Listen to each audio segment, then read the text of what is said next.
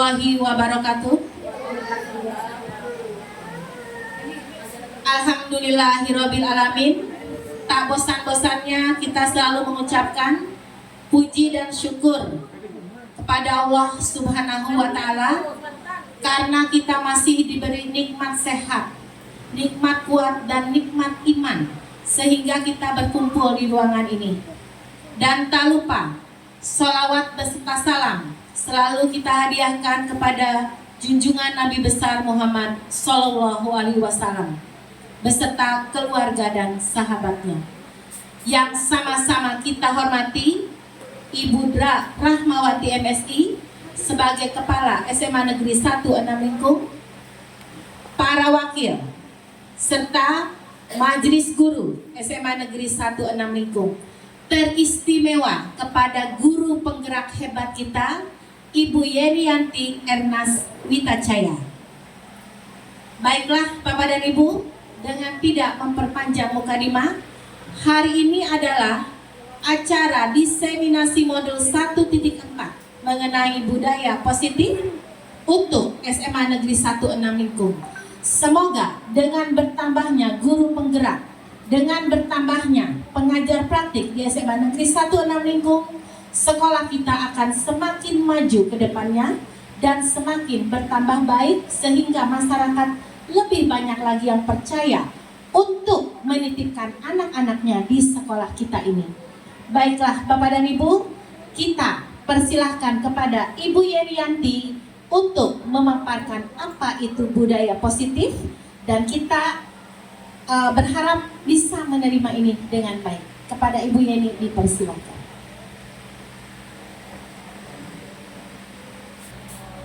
Assalamualaikum warahmatullahi wabarakatuh. Ya, masih kurang semangat ya ibu-ibu. Ya diulangi. Assalamualaikum warahmatullahi wabarakatuh. Oke, selamat siang ibu-ibu semuanya. Alhamdulillah, puji syukur marilah kita ucapkan kehadirat Allah Subhanahu wa taala yang telah melimpahkan rahmat dan karunia-Nya kepada kita bersama sehingga pada hari ini kita masih dapat menikmati nikmat sehat ya, dan kita bisa bersama-sama berkumpul di ruang majelis guru kita ini dalam rangka diseminasi modul 1.4 yaitu dengan tema budaya positif. Salawat beriringan salam tidak lupa pula kita curahkan buat Nabi besar kita, yakni Nabi Muhammad Sallallahu Alaihi Wasallam yang telah membawa umatnya dari alam jahiliyah sampai ke alam yang berilmu pengetahuan seperti yang kita rasakan pada saat sekarang ini. Yang terhormat Ibu Kepala Sekolah SMA Negeri 1 Enam Lingkung, yang terhormat para wakil SMA Negeri 1 Enam Lingkung, dan seterusnya yang terhormat Bapak Ibu Guru yang telah meluangkan waktunya untuk kita dapat berkumpul, saling berbagi dan berdiskusi pada saat ini. Baiklah Bapak Ibu, belajar adalah modal besar bagi seorang pengajar. Nah, terima kasih kepada Bapak Ibu yang sudah meluangkan waktunya untuk bersama-sama berdiskusi dan saling berbagi yang tentunya ini merupakan suatu sikap kita yang menunjukkan kita sebagai seorang pelajar sepanjang hayat. Orang hebat bisa saja melahirkan banyak karya, tetapi guru yang hebat dapat melahirkan ribuan orang-orang hebat. Tepuk tangan buat kita semua. Nah, jadi pada kesempatan kali ini saya Yenianti Ernaz Witacaya, calon guru penggerak angkatan 11, akan mencoba untuk berbagi dengan Bapak Ibu semuanya. Sifatnya kita di sini saling berbagi ya Bapak Ibu, dan nanti mungkin akan ada kita berdiskusi juga yaitu mengenai budaya positif.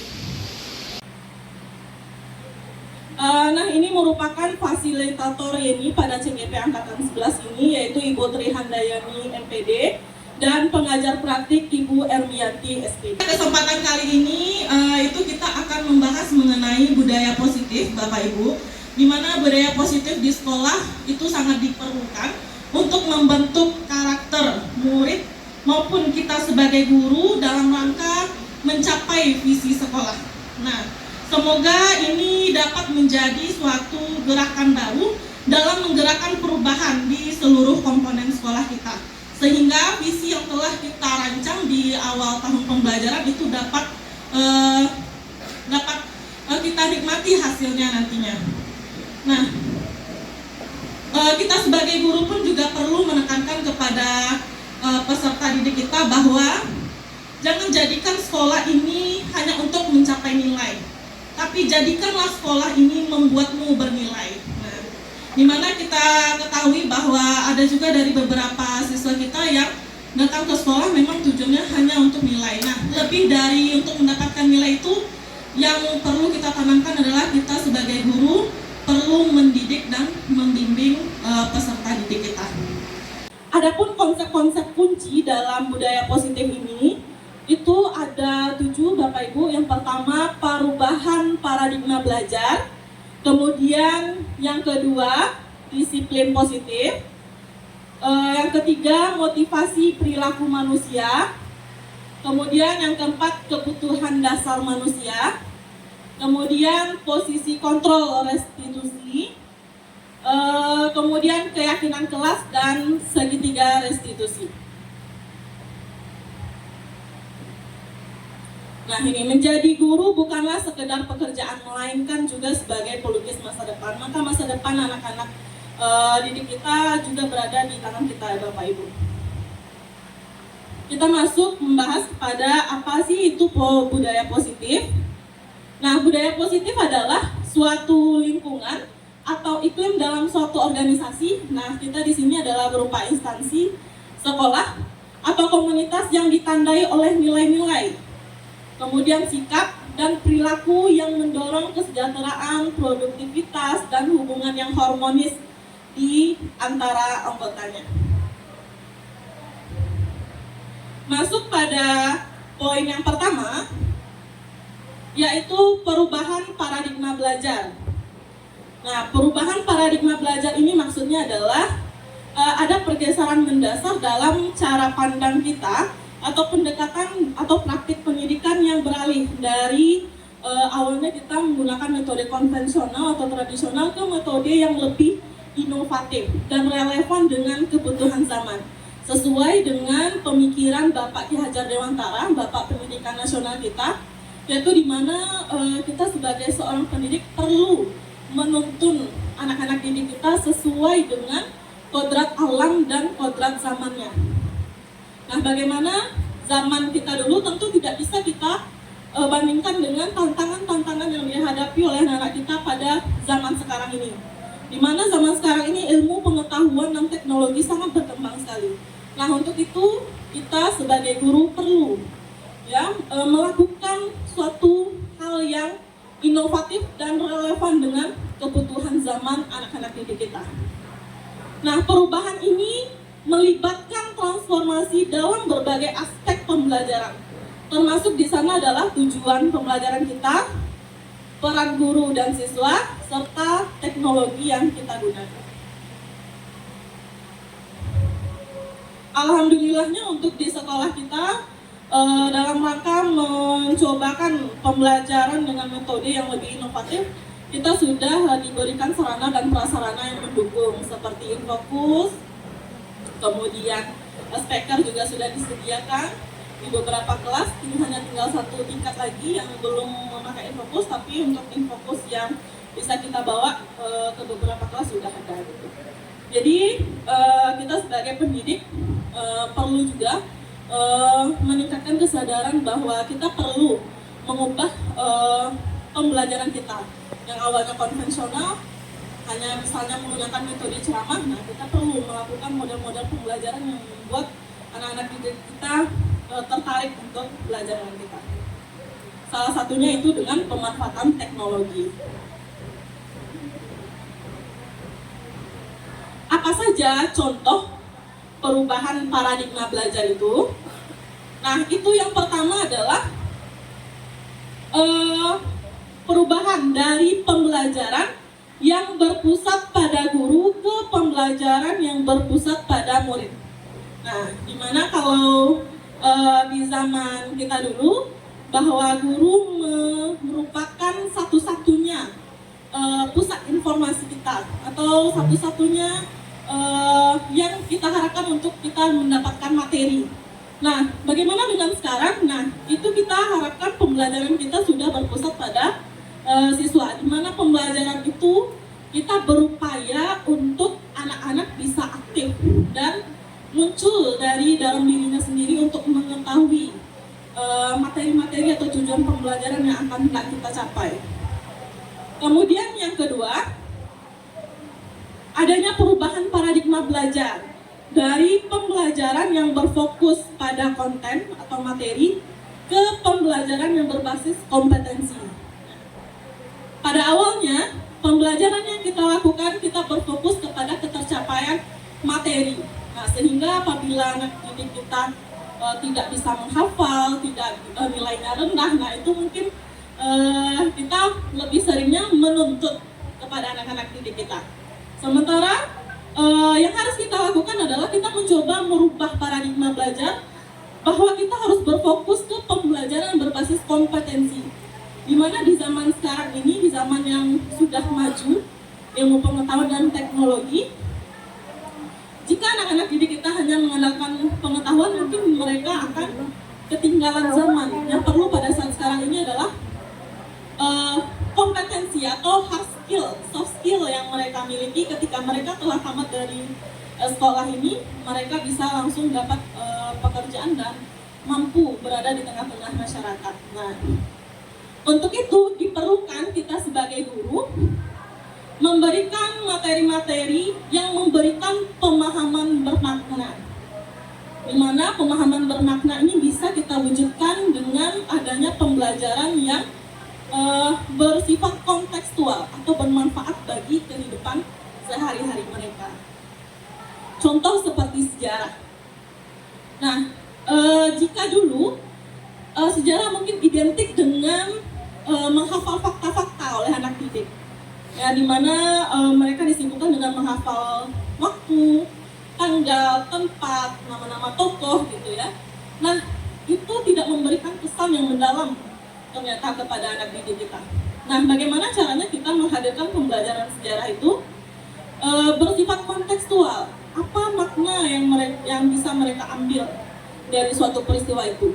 Dan hal yang terpenting dalam pelajaran sejarah adalah bagaimana supaya seseorang tidak mengulangi kesalahan yang sama untuk kedua kalinya. Selagi kita masih hidup, pasti kita punya sejarah. Nah, kita bisa belajar dari kegagalan-kegagalan orang lain. Nah, diharapkan pembelajaran itu seperti itu. Kita menanamkan pembelajaran yang bersifat kontekstual dan memberikan pemahaman bermakna bagi peserta didik kita. Kemudian yang ketiga adalah perubahan paradigma belajar dari pembelajaran individual ke pembelajaran kolaboratif. Dalam proses pembelajaran itu saya sendiri menemukan bahwa ada salah satu anak yang sama sekali tidak menginginkan adanya belajar kelompok. Bagaimana dengan Bapak Ibu? Dalam kelas, apakah menemukan siswa yang seperti ini? Mereka malah tidak mau ada kerja kelompok, dia maunya ngerjainnya sendiri. Bagaimana Bapak Ibu? Pernah? Ada ya? Nah, di saat zaman yang berkembang ini, ternyata anak-anak didik kita itu sikapnya lebih cenderung individual, ya. Dia merasa tidak membutuhkan orang lain. Dengan teknologi yang mereka miliki, dia mampu mengerjakan sendiri. Tapi apakah ini tujuan dari seorang guru? Tidak ya Bapak Ibu ya. Nah, kita perlu menanamkan pembelajaran yang bersifat kolaboratif, di mana manusia ini tentunya merupakan makhluk sosial. Ya, makhluk sosial tidak dapat hidup sendiri. Dia akan terus tergantung kepada orang lain. Bahkan sampai kita meninggal pun kita membutuhkan orang lain. Nah, maka perlu kita lakukan perubahan paradigma belajar dari pembelajaran pembelajaran yang bersifat individual ke pembelajaran kolaboratif. Yang keempat yaitu pembelajaran yang menuntun anak sesuai dengan kodrat alam dan kodrat zamannya. Nah, yang biasanya kita sering menuntut Bapak Ibu, kenapa tugasnya belum selesai, ini nilainya kosong gitu ya. Nah, kita perlu melakukan suatu perubahan dalam mindset kita, mencari tahu mengapa anak-anak kita tidak mampu menyelesaikan apa yang kita arahkan.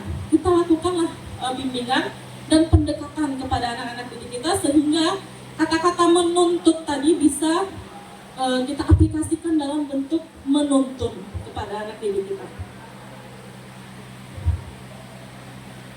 Nah, ini merupakan standar pendidikan nasional kita. Dalam rangka menciptakan lingkungan yang positif, maka setiap warga sekolah dan pemangku kepentingan perlu saling mendukung, ya, saling menghayati dan menerapkan nilai-nilai kebajikan yang telah disepakati bersama. Nah, ini seperti di tahun awal pembelajaran kita sudah melakukan lokakarya. Nah, di sana pun kita sudah memutuskan, sudah menetapkan visi sekolah kita. Di dalam visi sekolah itu tentu ada nilai-nilai kebajikan yang mau kita terapkan. Nah, untuk dapat menerapkan tujuan mulia tersebut, maka seorang pemimpin pembelajaran perlu berjiwa kepemimpinan sehingga dapat mengembangkan sekolah dengan baik agar terwujud suatu budaya sekolah yang positif sesuai dengan standar kompetensi pengelolaan yang telah ditetapkan. Nah, tentu yang kita harapkan adalah terbentuknya murid-murid yang berkarakter, berdisiplin, santun, jujur, peduli, tanggung jawab, dan merupakan pengajar sepanjang hayat.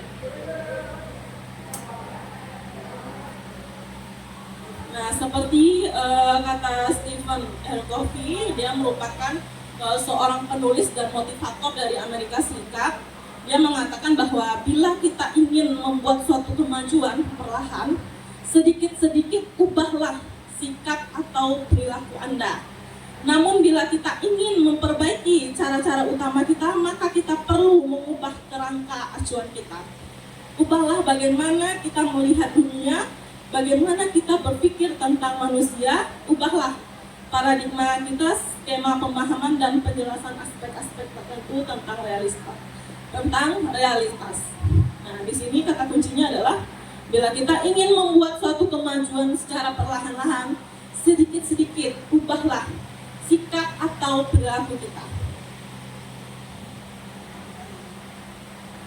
Masuk ke konsep inti yang kedua, Bapak Ibu, yaitu disiplin positif. Nah, ketika Bapak Ibu mendengar disiplin positif, apa yang terbayang oleh Bapak Ibu? Boleh angkat tangannya Bapak Ibu yang mau memberikan pendapat. Disiplin positif itu adalah kebiasaan baik yang harus kita terapkan di dalam kehidupan kita, baik dalam pembelajaran dan sehingga menjadi contoh bagi yang belum memahami tentang disiplin positif itu sendiri. Terima kasih Ibu atas pendapatnya. Ada lagi Bapak Ibu yang lain yang mau memberikan pendapatnya? Jika Bapak Ibu mendengarkan kata disiplin positif atau disiplin saja dulu, apa yang terlintas di dalam pikiran Bapak Ibu? Ya. Kalau kita mendengar kata disiplin artinya bagaimana tanggung jawab seorang peserta didik atau tanggung jawab kita terhadap sesuatu yang kita lakukan, itu disiplin. Kalau yang menyangkut kepada disiplin positif pada pembelajaran, artinya apa saja yang kita lakukan kepada peserta didik kita di dalam pembelajaran, seperti kita memberikan motivasi kepada peserta didik, atau di saat pembelajaran kita selalu memberikan semangat kepada peserta didik. Dan apabila ada peserta didik yang ikut dalam pembelajaran atau aktif, kita memberikan reward atau kita memberikan penghargaan kepada peserta didik. Mungkin itu saja Bu ini. Terima kasih. Tepuk tangan dulu Bapak Ibu. Ya, tepuk tangan. Busuo, ampu, pida, duo, ampu, Santi yang mana? Oke, Bapak Ibu, terima kasih atas pendapatnya. Nah, di sini disiplin berasal dari kata disiplina yang artinya belajar. Nah, disiplin ini mengacu pada disiplin diri yang memiliki tanggung jawab. Ya, benar kata Ibu Kepala Sekolah dan Ibu Widya tadi, bahwa kata kuncinya di sini adalah disiplin itu merupakan tanggung jawab terhadap apa yang dilakukan berdasarkan nilai-nilai yang diyakini. Namun bagaimana realitanya disiplin ini menjadi suatu hal yang menakutkan bagi anak-anak kita. Apakah benar Bapak Ibu? Disiplin ini kerap kali diartikan kekerasan oleh anak-anak kita. Setuju Bapak Ibu? Nah, namun pada dasarnya sebenarnya disiplin itu merupakan tanggung jawab kembali kepada nilai-nilai yang telah ditanamkan oleh orang tua anak-anak tersebut dari dini, ya, dari kecil. Nah, kemudian bagaimana dengan disiplin positif? Disiplin positif itu merupakan salah satu cara menerapkan disiplin yang bertujuan untuk menumbuhkan kesadaran serta memberdayakan peserta didik tanpa imbalan penghargaan yang berlebihan di sini maksudnya, tanpa imbalan penghargaan yang berlebihan atau ancaman atau hukuman. Nah, jadi perlu digarisbawahi di sini bahwa disiplin itu jangan sampai anak-anak melakukannya hanya karena ingin mendapatkan penghargaan atau hanya karena ingin menghindari suatu hukuman. Karena kembali lagi, disiplin itu merupakan nilai-nilai kembali kepada diri mereka, apa yang telah ditanamkan oleh orang tuanya. Nah, jadi sebagai pendidik, tujuan kita adalah menciptakan peserta didik yang memiliki disiplin diri sehingga mereka berperilaku mengacu kepada nilai-nilai kebajikan universal dan memiliki motivasi intrinsik dalam perubahan perilaku ke arah yang lebih baik. Tadi saya ada menyebutkan nilai-nilai kebajikan ya Bapak Ibu ya. Nilai-nilai kebajikan itu maksudnya adalah nilai-nilai yang telah kita sepakati bersama, lepas dari suku, bangsa, agama, bahasa maupun latar belakangnya. Nah, contohnya pada saat sekarang ini kita sedang melaksanakan P5 ya Bapak Ibu ya. Di sana ada nilai-nilai atau karakter yang mau kita tanamkan. Nah, contohnya adalah beriman, bertakwa kepada Tuhan Yang Maha Esa, berakhlak mulia, mandiri, apalagi Bapak Ibu, bernalar kritis, kemudian ya berkebinekaan global, bergotong royong, kreatif. Nah, itu salah satunya saja yang paling dekat dengan kita saat ini karena kita sedang melaksanakan P5. Nah, ada juga nilai-nilai lain seperti toleransi, rasa hormat, menghargai, atau dapat dipercaya, dan banyak lagi nilai-nilai yang mesti kita tanamkan dalam peserta didik kita. Nah, berkaitan dengan disiplin positif tadi, nah kita perlu juga mengetahui poin yang ketiga, yaitu motivasi perilaku manusia. Di mana motivasi perilaku manusia ini terdiri dari dua, Bapak Ibu. Yang pertama itu adalah motivasi ekstrinsik, dan yang kedua adalah motivasi intrinsik. Jadi ada dua, ada motivasi ekstrinsik dan ada motivasi intrinsik. Nah, motivasi ekstrinsik itu maksudnya adalah motivasi dari diri peserta didik yang berasal dari luar hatinya, dari luar dirinya. Seperti mereka mau disiplin, tapi karena untuk menghindari ketidaknyamanan atau hukuman. Terus yang kedua, mereka mau disiplin, tapi hanya karena untuk mendapatkan imbalan atau penghargaan dari orang lain. Nah, Bapak Ibu pernah menerapkan misalnya anak-anak Ibu, bagi yang 5 orang pertama yang berhasil mengerjakan soal nomor 1, Ibu kasih nilai 10. Bagaimana responnya dari anak-anak kita Bapak Ibu? Ya, semangat. Maka mereka berpacu-pacu untuk mengumpulkan pertama ke kita. Tetapi ketika kita tidak memberikan kata-kata itu, tidak menjanjikan mereka apa-apa, bagaimana responnya? Tunggu dulu Bu, Pinawa hilang Bu, bukuwa hilang Bu, gitu ya Bapak Ibu ya. Nah, itu merupakan motivasi ekstrinsik. Nah, lalu bagaimana? Sebaiknya kita perlu memunculkan motivasi intrinsik dari dalam diri anak-anak kita, menjadikan mereka orang sesuai dengan nilai-nilai yang mereka yakini, ya. Maksudnya adalah motivasi mereka untuk bisa berperilaku positif itu berasal dari dalam diri mereka sendiri, karena mereka sadar bahwa nilai-nilai itu memang bermanfaat dan bernilai positif bagi kehidupannya ke depannya.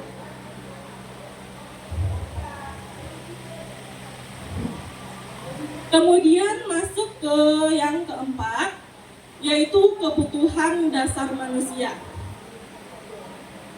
Kebutuhan dasar manusia adalah segala sesuatu yang kita lakukan untuk mendapatkan apa yang kita inginkan. Nah, seluruh tindakan kita yang kita lakukan pasti memiliki tujuan tertentu, dan semua usaha terbaik yang kita lakukan adalah dalam rangka agar kebutuhan dasar kita terpenuhi dengan baik. Ini ada 5 kebutuhan dasar manusia, Bapak Ibu. Yang pertama itu adalah bertahan hidup. Ini yang paling mendasari, seperti kita butuh makan, kita butuh minum, ya. Nah, itu adalah kebutuhan yang paling mendasar, yaitu untuk bertahan hidup. Kemudian yang kedua adalah kebutuhan untuk kasih sayang dan rasa diterima. Apalagi kita, anak-anak murid kita sudah berada di fase masa remaja yang tentunya mereka sedang ingin mendapatkan perhatian yang lebih, entah itu dari orang tua mereka, entah itu dari guru, entah itu dari teman sejawat mereka. Nah, kemudian kebutuhan dasar manusia lainnya adalah kebebasan, ya, seperti anak-anak didik kita yang tidak mau dikekang dengan banyak-banyak aturan, ya. Bahkan kemarin saya memproses anak karena dia sering alfa, sudah 5 kali alfanya dalam bulan Agustus ini. Kemudian saya tanya, kenapa alasannya?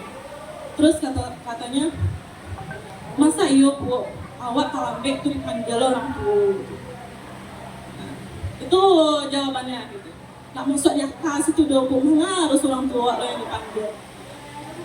Nah, kita kembalikan kepada mereka, ya. Orang tuanya dipanggil itu karena apa?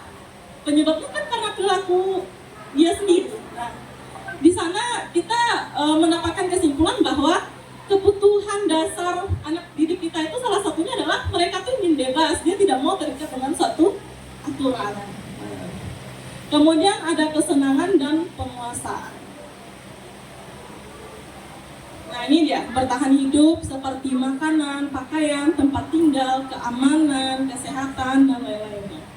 Kemudian yang kedua, kasih sayang dan rasa terima kasih, seperti dilibatkan dalam proses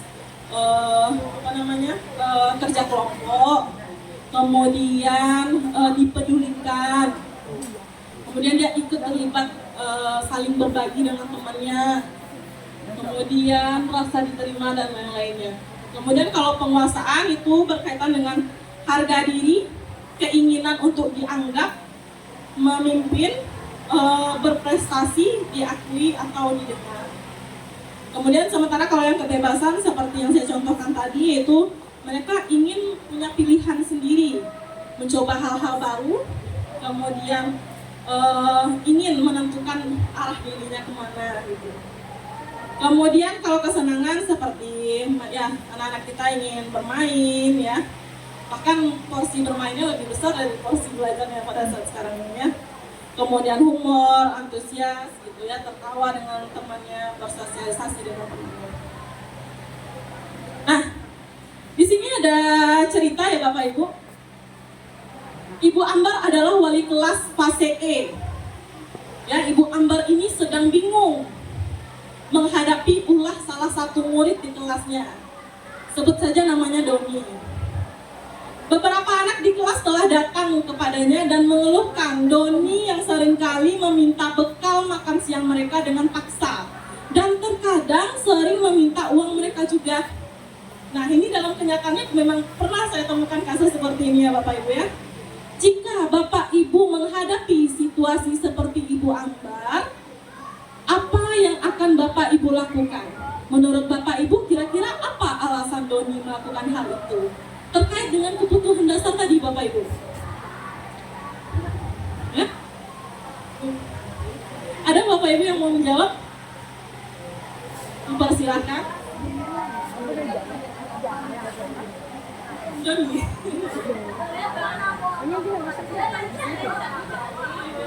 Contoh ya Kak ya.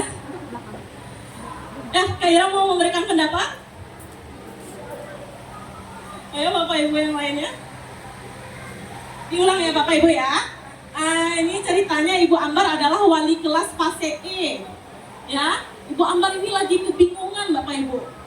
Nah, dia menghadapi salah satu murid di kelasnya. Sebut saja namanya Doni, alias. Ini nama alias ya, Kak Ira. Nah, beberapa anak di kelas mengeluh kepada Ibu Ambar bahwa Doni ini sering meminta bekal. Dan kadang meminta uang temannya. Meskipun uangnya itu misalnya 2.000. Lagi ya 2.000, tak boleh minum gitu kan. Nah, jika Bapak Ibu menghadapi situasi seperti Ibu Ambar, apa yang akan Bapak Ibu lakukan? Menurut Bapak Ibu kira-kira apa alasan Doni melakukan hal itu? Ya, diberikan kesempatan. Ya, terima kasih Bu Yeni. Mungkin karena kita tahu karakter anak kita ini bermacam-macam. Kalau kita sebagai seorang pendidik, jangan kita memvonis anak langsung. Karena si Doni ini mungkin ada alasan tertentunya dia melakukan hal seperti itu. Yang pertama, mungkin dia kurang mendapatkan kasih sayang di rumah. Dia kurang mendapatkan kasih sayang dari rumah. Yang kedua, bisa jadi dia memang betul-betul itu sudah kebiasaan dari dirinya sendiri. Dan yang ketiga, mungkin dia memang tidak ada membawa sarapan dari rumah. Dia melihat punya temannya ada, maka dia punya inisiatif untuk meminta kepada temannya. Kadang-kadang ini karena sudah kebiasaan, terbawakan lagi, menjadi budaya yang rutin dia lakukan. Kalau kita sebagai seorang guru, ada anak yang lapor seperti itu, jangan langsung memvonis, tapi tanyakan, panggil si Doni ini, panggil Doni, tanyakan apa alasan dia melakukan ini. Mungkin saja jawabannya kita tidak tahu apa yang terjadi bagi diri anak kita, walaupun dia sehari-harian enjoy, aman, bahagia kelihatannya. Kadang-kadang anak itu memang betul-betul dia tidak punya, istilahnya lah kalau kita katakan dia tidak punya uang. Dia pulang sekolah itu memang menahan perutnya, kadang-kadang seperti itu. Dia memang tidak mendapat perhatian di rumahnya. Jadi kita selaku guru lakukan pendekatan terhadap anak yang seperti ini dulu. Terima kasih Ibu atas pendapatnya. Oke, berarti yang perlu kita lakukan adalah melakukan pendekatan, ya, pendekatan terlebih dahulu. Bapak Ibu yang lain ada yang ingin memberikan pendapat? Sama dengan Ibu Mercy. Nah, kalau kita kaitkan dengan 5 kebutuhan dasar manusia, kira-kira yang mana Bapak Ibu? Yang sangat dibutuhkan oleh Doni tadi itu apa?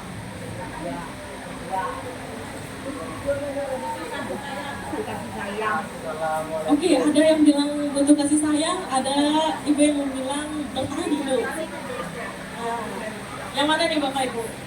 Kalau Doni meminta makan, meminta bekal temannya, tentu yang pertama adalah untuk bertahan hidup, ya, karena dia tadi di ceritanya dia ingin dia memaksa ya mengambil makanan atau bekal dari temannya, kemudian terkadang dia malah meminta uang jajan temannya. Berarti yang pertama itu adalah bertahan hidup.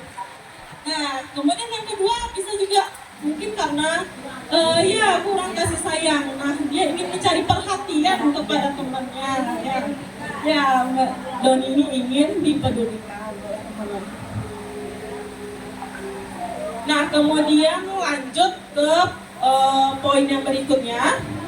Itu ada 5 posisi kontrol restitusi. Dimana yang pertama itu adalah penghukum, yang kedua adalah pembuat merasa bersalah, yang ketiga adalah teman, yang keempat pemantau, dan yang kelima adalah manajer. Kita akan coba bahas satu persatu Bapak Ibu.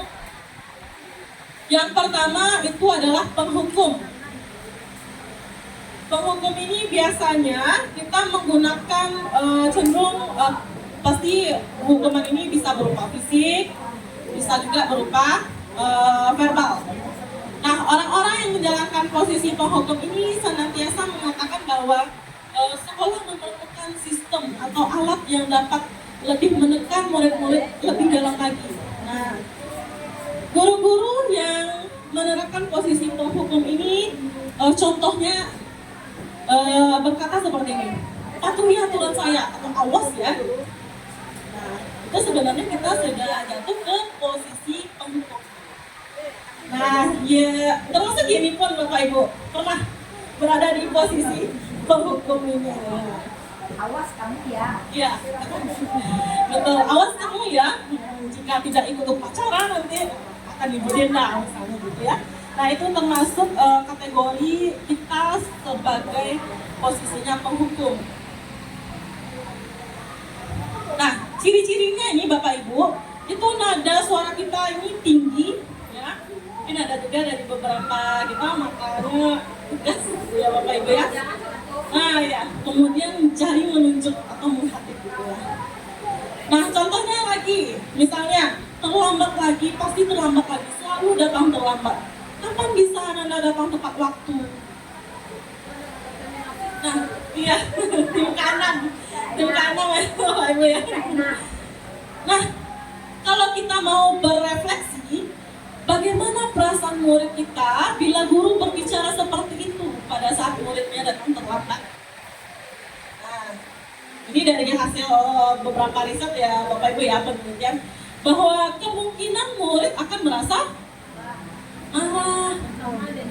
Ya, mungkin murid yang tidak melawan di depan kita, tapi dia mengundang rasa gitu ya, mendendam atau bersifat agresif bisa tidak. Nah, ini dicontohkan di sini bisa jadi sesudah kembali duduk ya, murid tersebut akan mencoret-coret bukunya ya. Ini tidak pernah mendapatkan kasus seperti ini. Dia tidak mengeluarkan kata-kata kasar kepada kita, tapi dia alihkan energi marahnya tadi itu dengan mencoret-coret buku ya. Atau ini yang paling ekstrim ini Bapak Ibu, bisa saja nanti pas pulang sekolah ban motor kita dibocorkan oleh bisa jadi ya Bapak Ibu, ya contoh. Nah, kemudian yang kedua adalah membuat merasa bersalah. Di mana pada posisi ini biasanya guru akan bersuara lebih lembut. Kemudian membuat merasa bersalah akan menggunakan keheningan yang membuat orang lain merasa tidak nyaman, merasa anak didiknya bersalah, merasa anak didiknya rendah diri dari kata-kata yang keluar dari gurunya. Nah, ini contohnya seperti Ibu sangat kecewa sekali dengan anak Ibu. Kenapa Nanda tidak buat PR? Intonasinya bagaimana Bapak Ibu? Ya, lembut gitu ya. Tapi sebenarnya bagi anak-anak yang memikirkan kata-kata kita, tentu dia akan merasa rendah diri, yang merasa bersalah gitu ya. Nah, jadi nada kita lebih halus, sedih, mungkin lebih banyak ke mimik wajah kita akan terlihat ketika kita memposisikan diri kita ini sebagai pembuat merasa bersalah.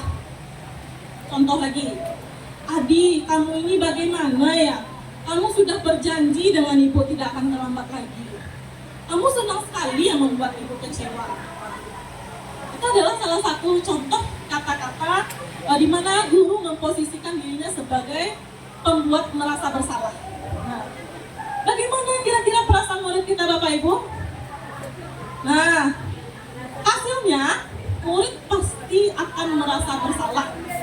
Ya, kemudian murid akan merasa menjadi orang yang gagal dan tidak sanggup membahagiakan orang lain. Seperti yang saya amati juga Bapak Ibu ketika berada di posisi ini, bahkan ada anak itu yang langsung menangis. Merasa yang diperbuatnya tuh parah banget. Nah, merasa menjadi orang yang paling gagal. Padahal mungkin kesalahan yang mereka perbuat itu belum ke tingkat yang tinggi. Ya, tetapi bagi anak-anak tertentu, ketika kita sebagai guru memposisikan sebagai pembuat merasa bersalah, ketika tersentuh hatinya, dia akan merasa menjadi orang yang paling gagal. Nah, itu efeknya. Kadangkala sikap seperti ini lebih berbahaya Bapak Ibu dari penghukum, karena emosi akan tertanam di dalam atau di dalam hati anak-anak didik kita. Nah, murid kita bisa menumpahkan amarahnya itu dengan cara yang negatif mungkin dirinya. Kalau di dalam suatu keluarga, pernah juga ini menemukan ada anak didik kita yang menyayat-nyayat tangannya. Dia tidak merasakan sakit Bapak Ibu, karena hatinya memendam. Ketika orang tuanya bilang Manyasa melayani anak mah gitu kan, nah tak bisa membahagiakan orang tua dong gitu kan. Nah, di sana posisi orang tua adalah sebagai pembuat rasa bersalah, sehingga anak tadi memendam perasaannya dan merasa menjadi orang yang paling gagal gitu. Nah, jadi ini ternyata perlu kita hindari juga Bapak Ibu. Kemudian posisi kontrol yang ketiga adalah sebagai teman. Nah, guru posisinya di sini tidak akan menyakiti murid, namun akan berupaya mengontrol murid melalui persuasi. Jadi posisi teman ini bagi seorang guru bisa berdampak positif, bisa berdampak negatif nantinya. Apa contohnya? Nah, ini contohnya seperti ini nih Bapak Ibu. Ayolah nak, buat lah tugas tuh nak. Beko kan dia berang kan ibu di kepala sekolah beko kalau nilai kalian rendah. Kenapa Bapak Ibu? Atau misalnya, ayolah nak masuklah ke dalam kelas lah, beko kan dia berang ibu di kepala beko kan. Nah, itu kan menggunakan bahasa-bahasa yang berupaya untuk mengontrol murid kita secara persuasi gitu kan. Nah, atau misalnya gini, buat lah ibu patang nilai lah ibu tolongan lo, lah ibu tuntaskan. Masa gini nak nio mambil tugas lah gitu kan. Nah, itu kan merupakan kata-kata yang memposisikan guru sebagai teman. Kalau posisi sebagai teman ini cenderung nada suara kita ramah, berupaya untuk akrab, bahkan mungkin ada bercandaan juga. Bahasa tubuh kita lebih merasa dekat dengan anak didik kita. Nah, contohnya, Adi, ayolah, bagaimana sih kamu? Kemarin kamu kan sudah janji sama Bapak. Kenapa terlambat lagi? Sambil ketawa. Nah, itu kan kita berupaya supaya anak santai gitu. Kaira? Ya, nanti Bapak bantu. Ya, nanti Bapak bantu. Sekarang duduklah dulu gitu. Misalnya seperti itu. Nah, bagaimana perasaan murid dengan sikap guru yang seperti ini? Murid akan merasa senang dengan kita. Nah, positifnya itu, tapi negatifnya bagaimana Bapak Ibu? Murid mungkin akan menjadi tergantung kepada kita. Kemudian dia merasa bahwa dia bisa mengandalkan gurunya untuk selalu membantu dia. Kemudian akibat lain dari posisi teman ini adalah dia hanya ingin melakukan apa yang disuruh oleh guru tertentu. Ya, di mana guru itu mungkin lebih banyak memposisikan diri dia sebagai teman. Ketika ada guru lain yang meminta pertolongan ke dia, mungkin dia nggak mau. Ketika ada guru lain yang ingin memberikan instruksi kepada dia tidak mau. Mungkin salah satu dampak negatifnya lagi adalah tidak ada batasan antara guru dengan siswa. Ya.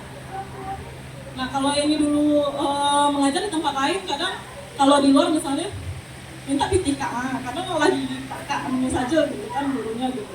Padahal kan kita sebagai guru sudah harusnya kita memiliki batasan, apalagi misalnya kita anak didik kita sudah di fase remaja juga gitu. Jadi harus ada batasan antara guru dan siswa.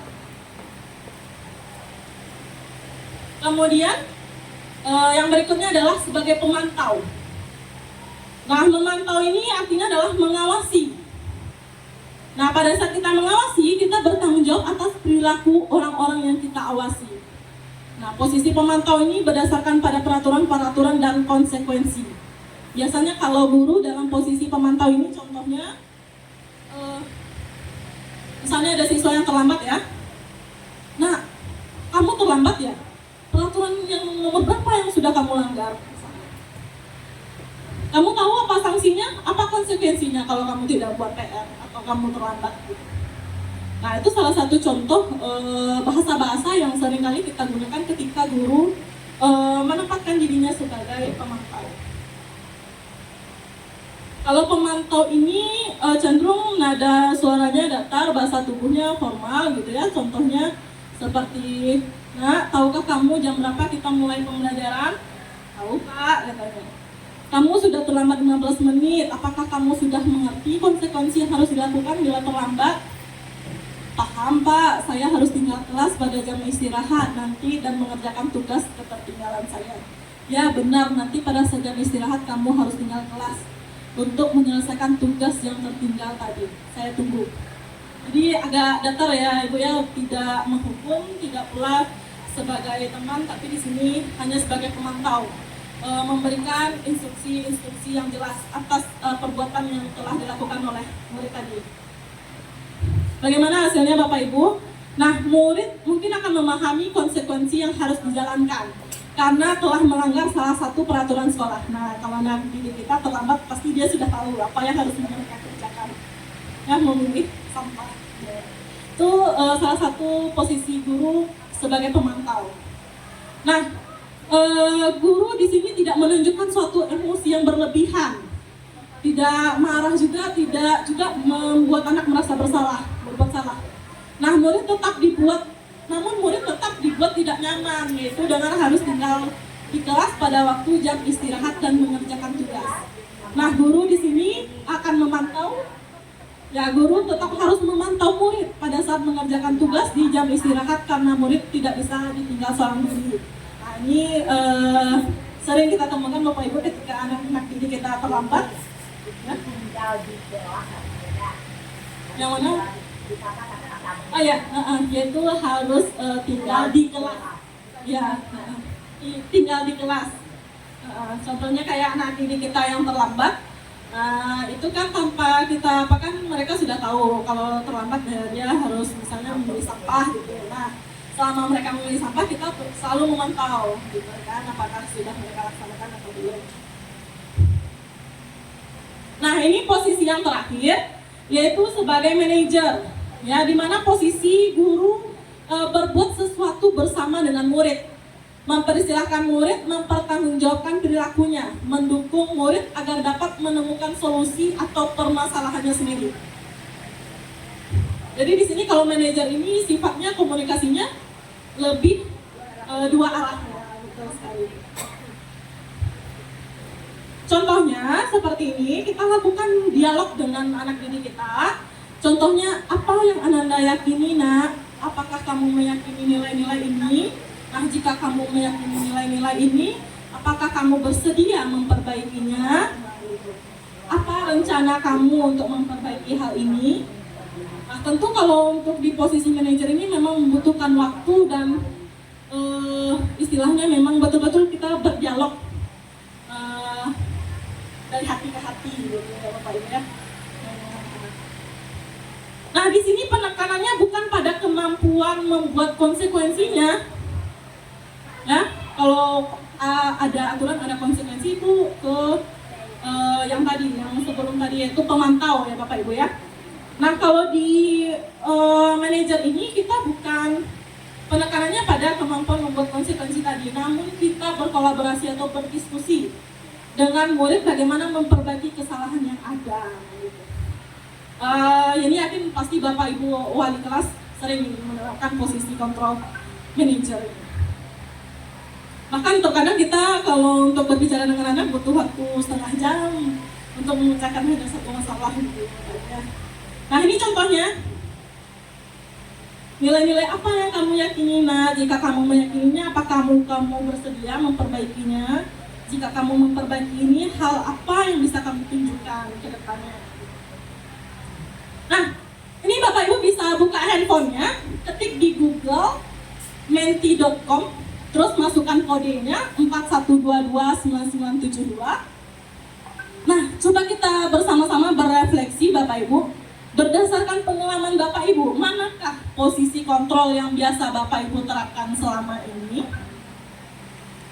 Caranya mudah Bapak Ibu, tinggal ketik di Google menti.com.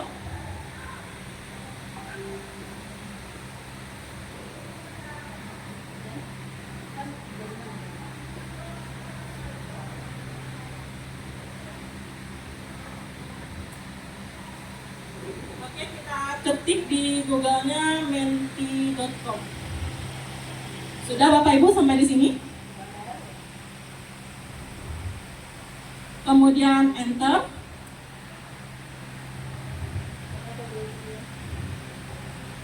Sudah sampai di sini Bapak Ibu? Kemudian kita masukkan kodenya ini. 4122 9972. 4122 9972.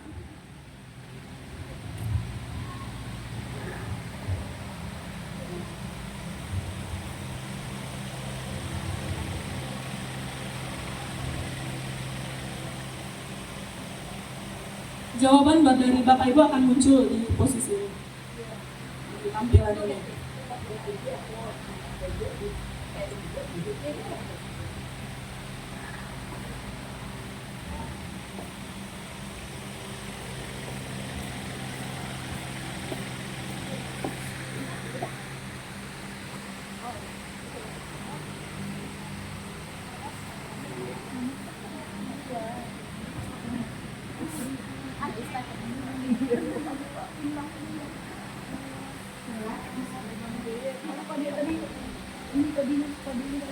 Kodenya 41229972.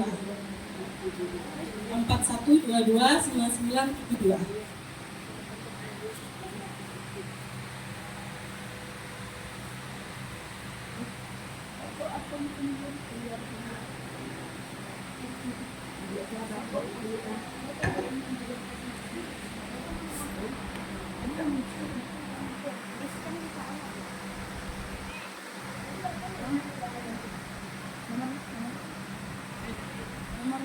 satu dua dua sembilan sembilan tujuh dua.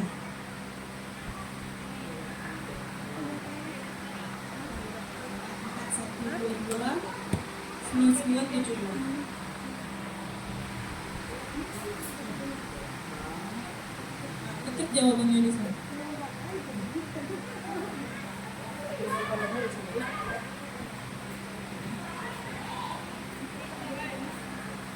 Enggak, satu aja.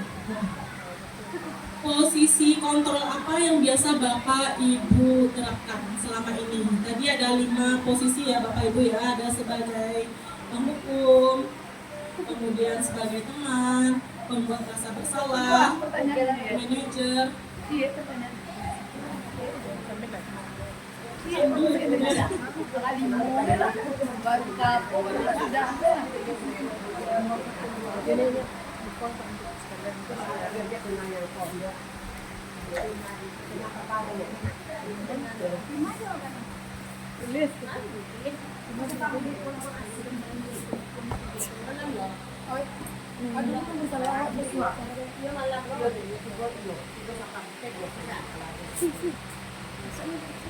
Masih ada Bapak Ibu yang mau memberikan jawabannya? Terima kasih Ibu yang sudah memberikan pendapatnya. Oke, masih ada perubahan di sini? Ibu Halen udah Bu Halen? Udah? Ibu udah? Ibu dan Mayunis sudah? Sudah berhasil? Belum. Oke Bapak Ibu sambil menunggu yang lain. Nah, di sini sudah muncul tulisan yang paling besar. Itu ada kata teman. Nah, ini ada manajer, ada teman sebagai seorang teman, penghukum. Nah, yang paling bawah sebagai posisi seorang ibu mungkin ya terputus kali.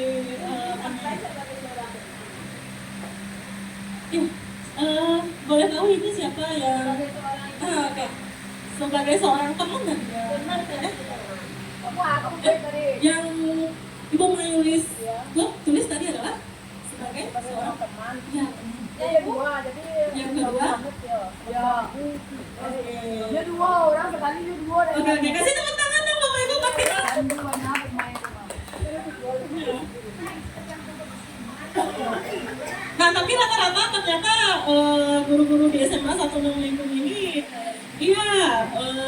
bervariasi ya, tapi yang paling menonjol di sini adalah kita memposisikan diri kita sebagai seorang teman. Nah, jika kita memposisikan diri kita sebagai seorang teman, hati-hati Bapak Ibu karena dia memiliki dampak positif dan dampak negatifnya gitu ya. Yang perlu kita hindari di sini adalah tentu dampak negatif. Jadi kita perlu juga melihat situasi dan kondisi ya. Ya. Tanggung jawab laksanakan selama ini bukan yang posisi seharusnya. Ya, memang pertanyaannya adalah yang biasa kita terapkan. Ya, yang biasa kita terapkan. Kalau mau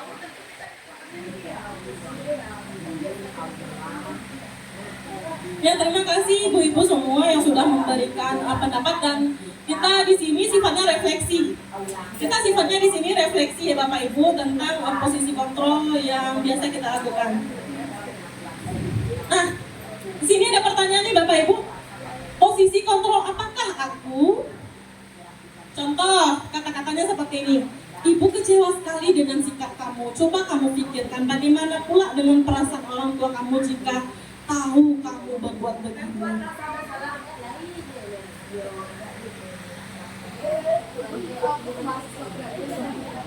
Baiklah, terima kasih kesempatan yang sudah diberikan oleh Ibu ini. Dari pertanyaan yang di depan, kalau sebagai guru kita mengatakan hal seperti itu, Ibu kecewa sekali dengan sikap kamu, kita adalah seorang yang menjadikan anak membuat rasa bersalah. Jadi posisi kita itu adalah si pembuat rasa bersalah. Itu menurut saya. Terima kasih Bu Yuni.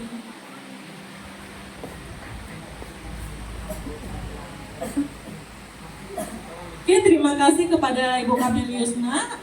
Apakah di antara ibu-ibu yang lainnya punya pendapat lain? Atau sama dengan Ibu Kamel? Sama ya ibu-ibu ya. Tepuk santiang dulu ibu-ibu. Ulang ya ibu-ibu ya. 1, 2, 3. Tepuk santiang. Ampu suwo. Ampu tidak. Duo ampu. Santiang banget. Oke. Bagus sekali respon dari ibu-ibu semuanya, terima kasih. Benar sekali yang disampaikan oleh Ibu Kameliusma. Di sini guru tersebut memposisikan dirinya sebagai pembuat rasa bersalah. Kemudian yang kedua, posisi kontrol apakah aku? Contohnya, yang kamu buat ini tidak ada yang benar. Silakan berdiri di depan kelas sampai jam ibu habis. Kira-kira apa nih posisinya, Bapak Ibu? Ya? Ya.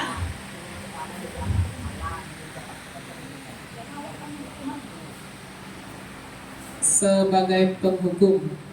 Ya. Oke, dari pertanyaan tadi, apa yang kamu buat tidak ada yang benar. Jadi kita menghukum anak, silakan ini, silakan itu, silakan ini. Contohnya. Terima kasih Bu Yeni. Sepakat, setuju dengan Ibu Mayulis, Bapak Ibu semuanya? Mana suaranya ini? Setuju Bapak Ibu? Oke, ya betul sekali. Tepuk santiang lawa dulu nah Bapak Ibu. 1, 2, 3, tepuk santiang. Ampu suwo, ampu tidak, duo ampu, santiang mana? Oke, benar sekali Bapak Ibu. Ini yang terakhir, posisi kontrol apakah aku? Coba Ananda ingat apa yang telah Ananda perbuat. Nilai-nilai apa yang sudah kita sepakati bersama, nak? Bagaimana rencanamu ke depannya? Apakah kamu mau memperbaiki sikap kamu ini? Ini agak panjang sedikit ya, Ibu ya. Apa nih kira-kira nih Bapak Ibu posisinya?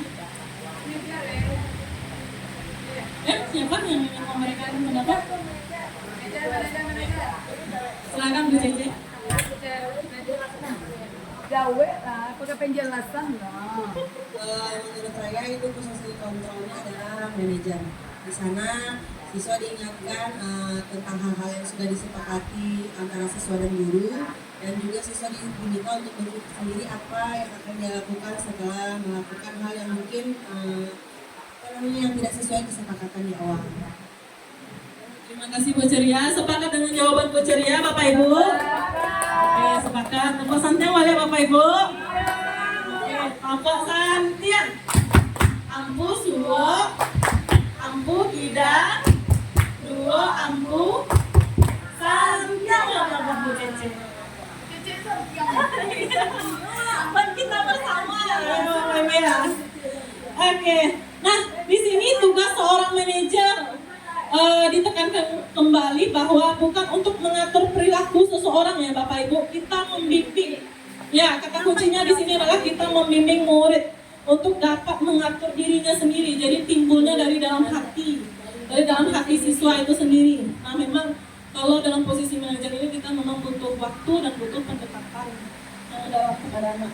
Nah, jadi di sini seorang manajer bukan memisahkan murid dari kelompoknya, maksudnya bukan mencap anak, bukan menjauhkan anak dari diri kita, tapi kita berupaya untuk menuntun anak tadi itu untuk bisa ke arah yang lebih baik, ke jalan yang benar, sesuai dengan nilai-nilai yang sudah ditanamkan oleh orang tuanya dari sejak kecil. Nah, namun yang perlu disadari di sini adalah tujuan dari akhir posisi kontrol seorang guru ini adalah ya memang betul ke posisi manajer ini ya Bapak Ibu ya. Memang membutuhkan waktu yang lama juga bagi kita untuk bisa berada di posisi ini. Namun dengan adanya pencerahan atau kita saling berbagi seperti ini, semoga kita bersama bisa juga nantinya menerapkan posisi manajer ini kepada anak-anak didik kita. Nah, jadi nanti bisa saja dalam realitanya nanti Bapak Ibu, penerapan disiplin kita ini bisa saja nanti kembali ke posisi teman, ke posisi pemantau. Namun akan lebih baiknya jika kita bisa dapat memposisikan diri kita sebagai manajer, supaya kita dapat menciptakan lingkungan yang positif, nyaman dan aman bagi anak didik kita. Nah, masuk yang poin ke-6, nomor 2 yang terakhir ini Bapak Ibu, yaitu keyakinan kelas. Nah, mungkin ini bukan hal yang bukan hal yang asing bagi Bapak Ibu. Nah, kita mungkin semua kita sudah berupaya untuk menerapkan keyakinan kelas ini. Di mana keyakinan kelas itu adalah seperangkat nilai dan prinsip yang kita sepakati bersama antara guru dan siswa. Jadi memang arahnya itu komunikasinya dua arah untuk memandu perilaku dan interaksi anak-anak didik kita di dalam kelas. Nah, ini ciri-cirinya keyakinan kelas itu dia bersifat universal, dibuat dalam pernyataan yang positif, kemudian mudah diingat oleh anak, kemudian sesuai dengan kondisi kelas dan sekolah kita. Nah, ini langkah-langkahnya Bapak Ibu, seperti yang sudah kita terapkan juga. Yang pertama ya mungkin kita meminta pendapat dulu dari anak didik kita tentang apa yang perlu kita sepakati bersama supaya tujuan pembelajaran kita dapat tercapai dengan secara maksimal. Kemudian kita catat semua masukan-masukan dari anak didik kita itu. Nah, kemudian kita susun. Mungkin pada awalnya anak didik kita memberikan pendapat tidak boleh keluar masuk kelas, tidak boleh membuang sampah, atau misalnya tidak boleh mengejek teman. Mungkin kata-kata yang awalnya keluar dari anak didik kita, kata-kata yang melarang. Ya. Nah, kita di sana nanti di langkah berikutnya adalah menjadikan kalimat negatif tersebut menjadi kalimat positif. Contohnya menjaga kebersihan selama belajar di kelas, atau misalnya saling menghargai ketika teman memberikan pendapat. Nah, jadi kan kata-kata jangan, kata-kata tidak tadi itu kita ubah yang menjadi kalimat yang positif. Nah, kemudian kita tinjau kembali, kemudian kita lakukan pendekatan kepada anak didik kita. Apakah ini nilai-nilai yang akan kita sepakati? Apakah ada yang mau ditambah atau dikurangi, atau ada yang mau kita revisi atau kita sepakati kembali? Jadi intinya kita komunikasi dua arah kepada anak didik kita. Nah, di sini ini ada video Bapak Ibu.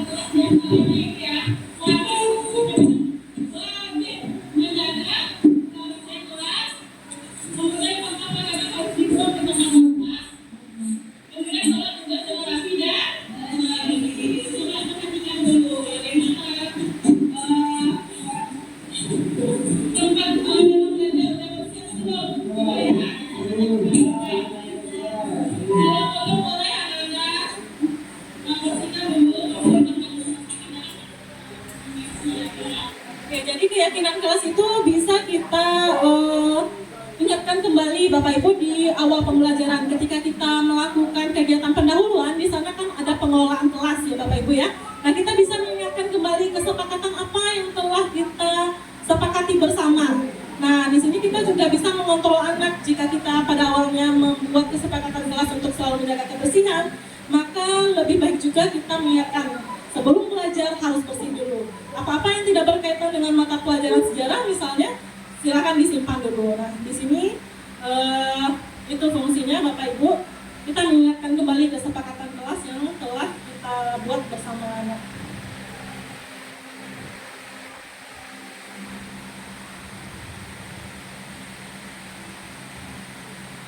Ini yang sudah disepakati bersama siswa kita ini di S1 khususnya, yaitu kesepakatan kelas sejarah itu selama mengikuti PBM wajib menjaga kebersihan kelas, sampah makanan harus dibuang di tempat sampah, jangan di dalam laci, karena kebiasaannya ini kadang di jendela, di laci, itu mereka menyimpan sampah makanan Bapak Ibu. Kemudian yang ketiga, membuat tugas dengan rapi dan bersih. Nah, ini termasuk kesepakatan kelas dari siswa kita. Kemudian yang kedua, mengenai kedisiplinan, berpakaian rapi selama di sekolah. Jadi biasanya ini di awal pembelajaran itu menyuruh anak yang laki-laki itu berdiri terlebih dahulu. Berdiri kemudian mencek apakah sudah rapi bajunya, apakah sudah masuk, jangan sampai terbalik. Pernah juga pengalaman ini adalah ketika anak-anak tersebut di hari Senin memakai baju putih abu-abu, bajunya malah keluar. Ketika pakai baju batik mereka masuk ke apa ini herannya itu. Nah, itu yang perlu kita kontrol juga Bapak Ibu. Nah, kemudian yang kedua, diperbolehkan izin 2 orang secara bergantian dengan waktu 10 menit. Nah, itu kesepakatannya karena mereka katanya bagian cewek-cewek itu kalau izin 1 orang tuh ya takut katanya. Kemudian diperbolehkan minum dan makanan ringan asalkan menjaga kebersihan. Jadi memang ini merupakan kesepakatan khusus untuk mata pelajaran sejarah Bapak Ibu. Tapi di sana kata kuncinya adalah asalkan menjaga kebersihan. Tapi bukan makanan berat kayak nasi ampera atau gimana ya Bapak Ibu ya, tapi makanan ringan. Pernah juga yang dilakukan di kelas itu menerapkan model pembelajaran jigsaw. Jadi ada 6 kelompok. Jadi kelompok itu nanti akan bertamu. Misalnya kelompok 1 akan bertamu ke kelompok 2. Nah, kelompok 2 akan melayani mereka. Bentuk mereka melayani tamu itu adalah dia menyuguhkan makanan-makanan ringan, misalnya seperti permen, misalnya kacang-kacangan gitu. Jadi tamu yang datang menilai juga bagaimana informasi yang diberikan oleh tuan rumah, bagaimana pelayanan yang diberikan oleh tuan rumah. Nah, begitu juga sebaiknya. Jadi setiap kelompok akan mengunjungi 6 kelompok ini dan mereka juga memberikan penilaian. Makanya di kesepakatan kelas ini buatkan juga bahwa diperbolehkan minum dan makanan ringan asalkan menjaga kebersihan. Kemudian boleh menggunakan handphone. Nah, terutama di sejarah Bapak Ibu itu ini biasanya menggunakan evaluasi yang bersifat online dan kuis. Nah, jadi anak-anak diperbolehkan menggunakan handphone apabila diizinkan oleh guru. Nah, biasanya apabila tidak ada instruksi mengeluarkan handphone tidak boleh taruh di atas meja. Jadi harus dihindarkan, entah itu di dalam laci atau di dalam tasnya ya. Jadi yang di atas meja itu bersih, hanya buku sejarah saja dan alat tulisnya. Nah, kemudian masalah keaktifan. Nah, yang paling penting di sini adalah kehadiran minimal 80%. Ya, ini kebijakan bersama juga. Apabila 3 kali alfa berturut-turut maka akan diproses dan dicatat di dalam buku jurnal. Kemudian apabila cabut langsung dicatat. Kemudian aktif selama pembelajaran dan menghargai teman yang berpendapat. Ini permintaan dari anak juga, tidak ada PR katanya. Karena mungkin pulangnya udah jam 4. Ya, dan ulangan. Tetapi ada kata kunci lagi di sini, tetapi mengikuti kuis dan latihan yang diberikan. Nah, ini kan sudah kesepakatan kelas ya Bapak Ibu ya. Selanjutnya kita adalah keyakinan kelas.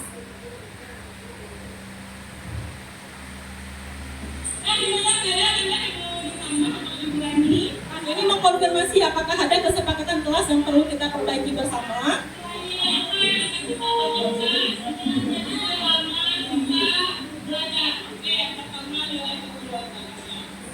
Ya, anak didik kita mengusulkan bahwa nilai-nilai yang perlu kita terapkan dalam pembelajaran kita ini adalah nilai-nilai kekeluargaan, saling menghargai itu tadi.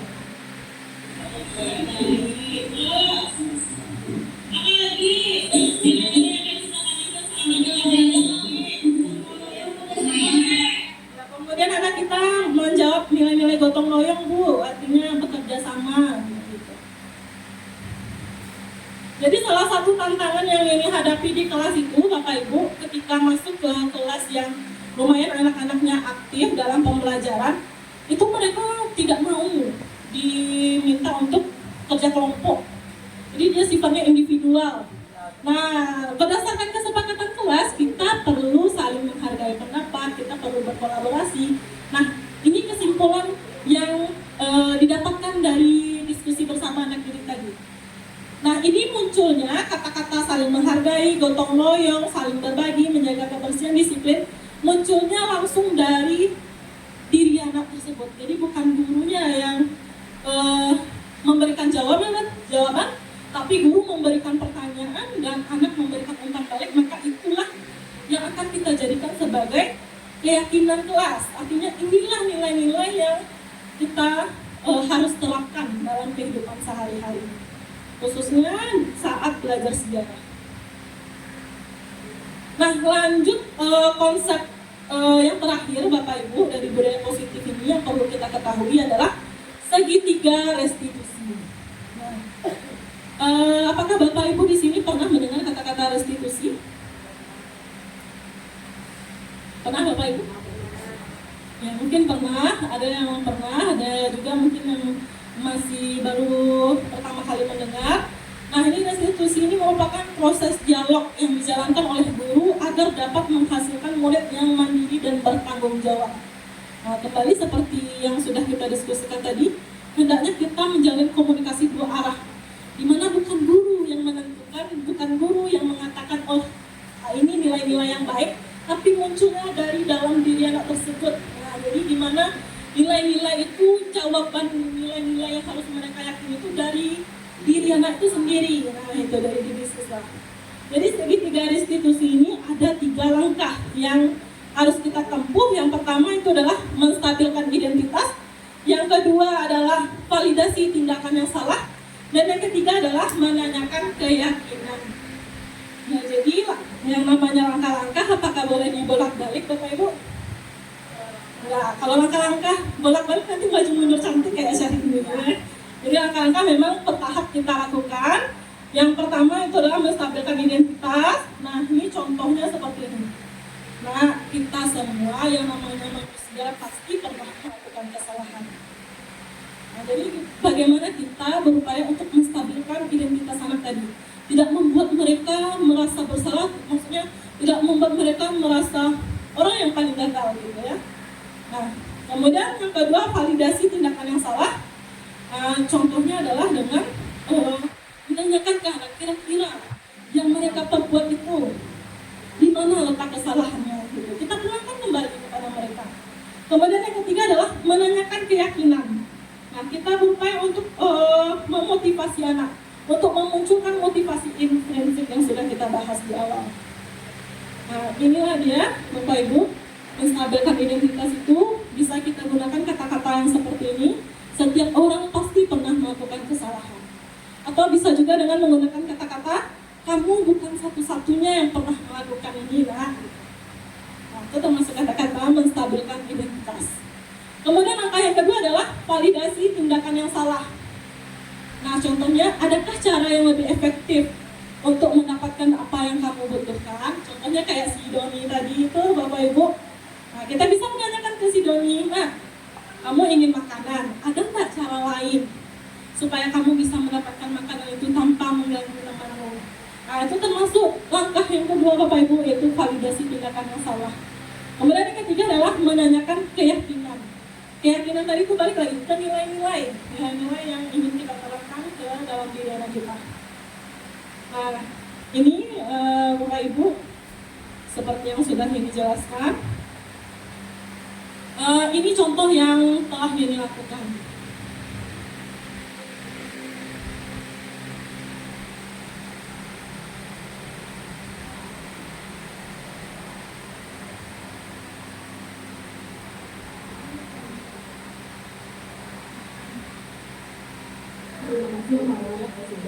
Sehingga Ibu ketika menyampaikan yang pada terkait dengan minggu kemarin itu kan kita sudah melaksanakan pembelajaran secara kita ada 2 jam pelajaran yang itu ya ini Farah.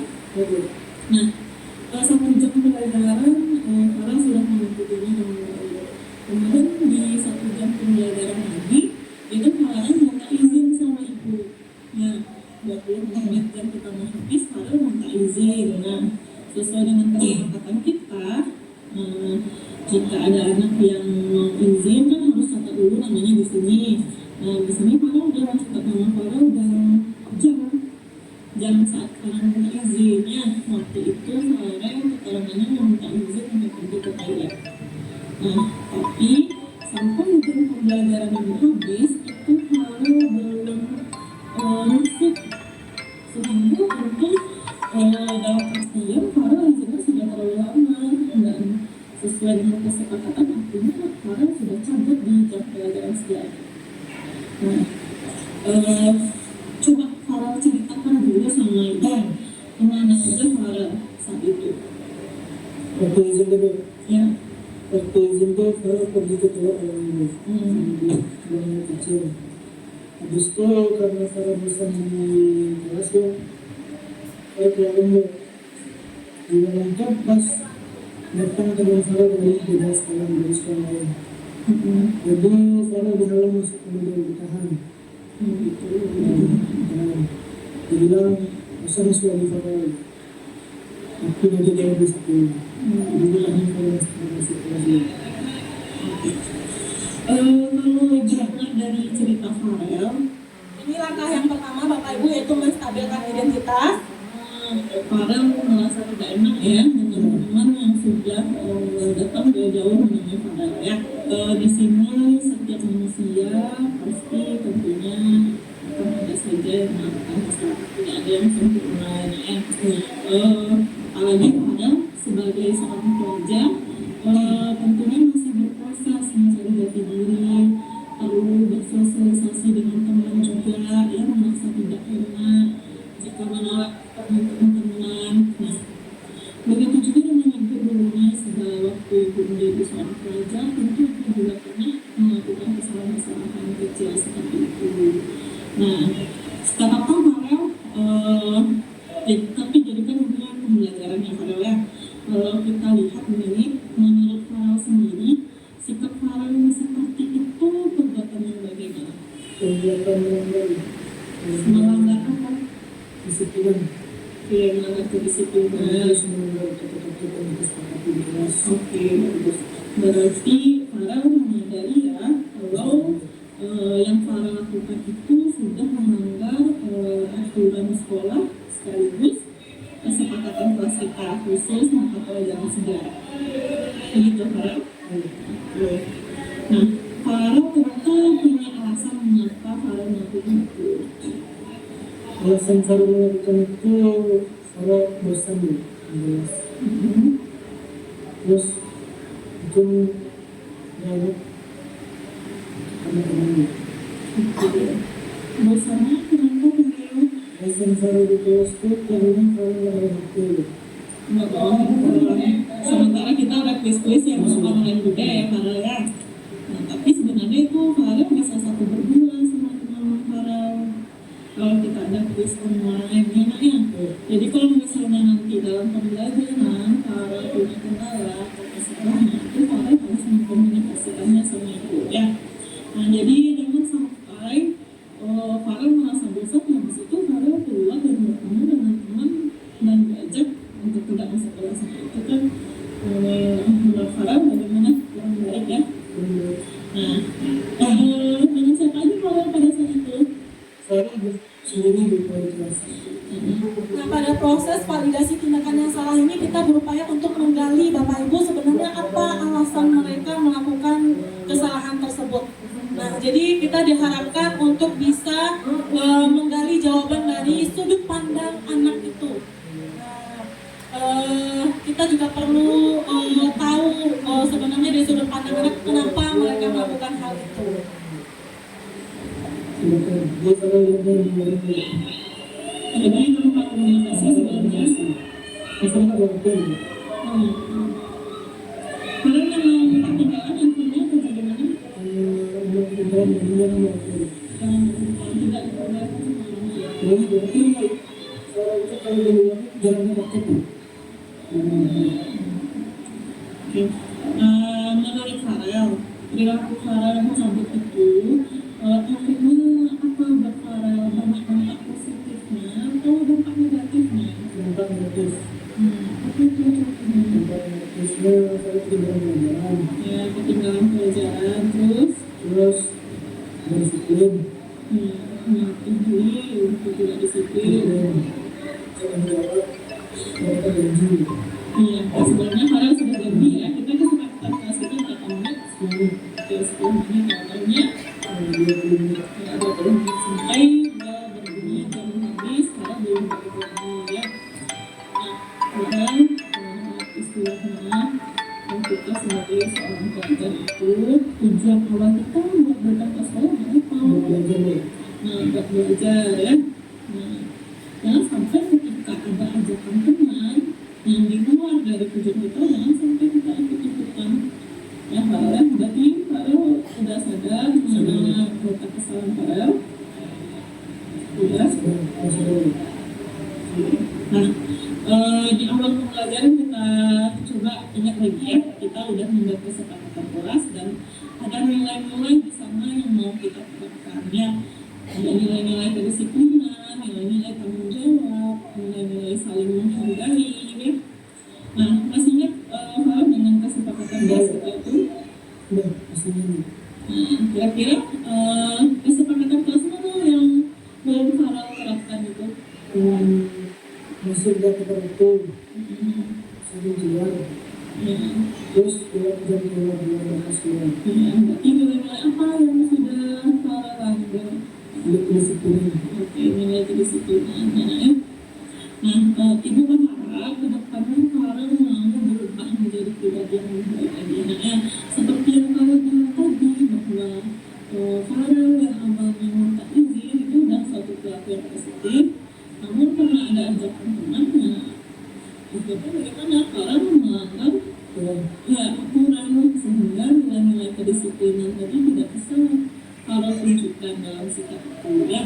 Nah, jadi kalau ada teman yang mengajak Farel duduk-duduk di luar, berikan penjelasan kepada mereka ya bahwa Farel sekarang posisinya sedang belajar ya. Nanti ketika jam istirahat sudah berbunyi, nah kita bisa melanjutkan ngobrol-ngobrol kembali dan berikan pengertian kepada teman ya.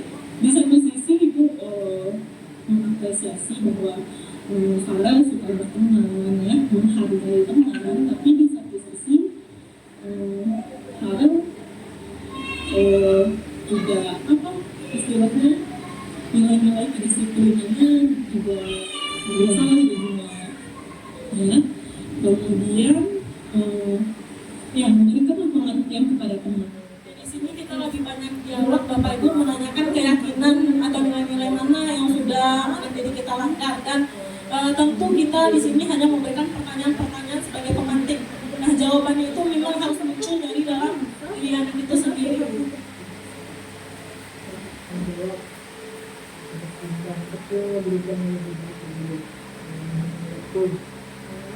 Nah, di sini muncul dari Farel itu sendiri bahwa dia seharusnya memiliki nilai-nilai disiplin, tanggung jawab. Dan di sini dia juga menanyakan cita-citanya mau jadi apa. Ternyata dia bercita-cita ingin menjadi polisi. Ya, Bapak Ibu ya.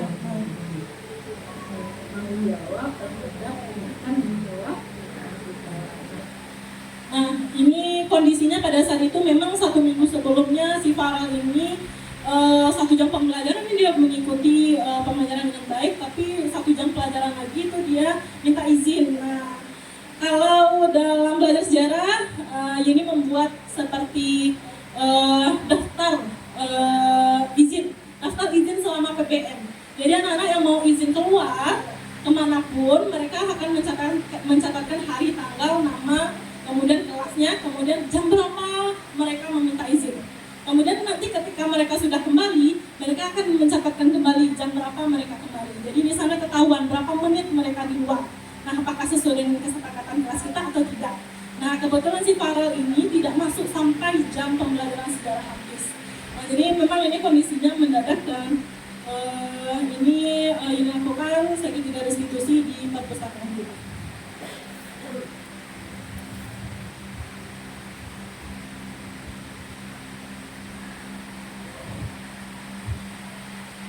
Nah, mungkin itu yang terakhir Bapak Ibu, konsep inti yang harus kita pahami dalam budaya positif. Nah, kesimpulannya adalah dalam menerapkan disiplin positif ini hendaknya guru memiliki standar kepribadian, kompetensi profesional juga, dan sosial yang baik, di mana guru mampu merefleksikan dirinya dalam posisi kontrol yang baik, ya, seperti yang sudah kita bahas. Mungkin sebaiknya kita sebagai guru memposisikan diri kita sebagai manajer dan melaksanakan langkah-langkah segitiga restitusi, ya Bapak Ibu ya. Nah, kita tentunya sebagai guru adalah sebagai penuntun bagi anak kita, bukan sebagai penuntut. Nah, itu yang harus kita ubah dari menuntut ke menuntun anak-anak didik kita dan membimbing anak didik kita ke arah yang lebih baik. Nah, bagaimana Bapak Ibu dengan segitiga restitusi ini? Oke. Tapi apakah segitiga restitusi ini bisa kita terapkan dalam setiap kasus, Bapak Ibu? Nah, ya, betul sekali. Nah, jadi segitiga restitusi ini untuk kasus-kasus bersifat kriminalitas, kekerasan, mungkin tidak bisa kita lakukan melalui langkah-langkah segitiga restitusi ini. Tapi kalau misalnya untuk kasus-kasus seperti anak kita yang sering terlambat, atau misalnya sering menjauhi temannya, tidak menghargai pendapat temannya, atau memilih-milih teman misalnya, atau masalah-masalah yang lain, misalnya sering alfa, cabut, atau misalnya anak-anak yang kecanduan game selama pembelajaran yang tidak menghiraukan gurunya, mungkin ini adalah langkah terbaik ya Bapak Ibu yang bisa kita terapkan dalam dunia pendidikan kita dan untuk kemajuan sekolah kita bersama. Oke, Bapak Ibu semuanya, mungkin itu saja yang bisa yang bisa Yeni bagikan kepada Bapak Ibu semuanya. Semoga kita semua dapat berkontribusi bersama-sama memajukan sekolah kita dan mencapai visi yang telah kita rencanakan di awal pembelajaran. Semangat! Maju, semangat berprestasi. Oke, wabillahi taufiq wal hidayah. Assalamualaikum warahmatullahi wabarakatuh. Baik, terima kasih kita ucapkan kepada Ibu Yeni, calon guru penggerak angkatan 11. Mudah-mudahan pemaparan atau praktek baik yang diberikan oleh Ibu Yeni tadi bisa kita terapkan bersama untuk memajukan Smanel kita bersama untuk anak didik kita untuk menjadi lebih baik lagi. Kita cukup saja ke dalam kegiatan kita pada hari ini. Saya sebagai protokol mohon undur diri. Apabila ada banyak salah kata, mohon maaf. Bila taufik wal hidayah. Wassalamualaikum warahmatullahi wabarakatuh. Assalamualaikum warahmatullahi wabarakatuh. Perkenalkan, saya DRA Rahmawati MSI, Kepala Sekolah SMA 1 Enam Lingkung.